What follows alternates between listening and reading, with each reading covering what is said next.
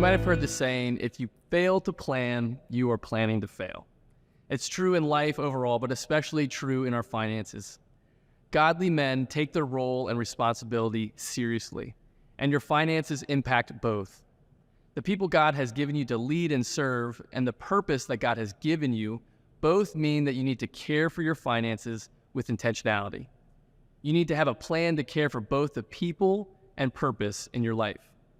If you go into your finances alone without God's wisdom, without godly counsel, and without a plan, you're gambling with the opportunities and impact that God has for you. And that's not a gamble you want to make because it rarely works out. The reality is one day we will all spend our last day on earth. That's a sobering statement. This is something we never think about when we're young, but if we don't start when we're young, we'll be even further behind, not only for what lies ahead, but it can ruin what's right in front of us now, because financial stress can easily steal our peace and replace it with stress. You might have heard the phrase that money is the root of all evil. It's actually a misquote. Jesus says the love of money is the root of all kinds of evil. Jesus also talks about how we can't serve God and money. And ironically, when we don't develop a godly plan, we can actually allow money to be a source of stress, which would become its own kind of destructive evil or idol in our lives.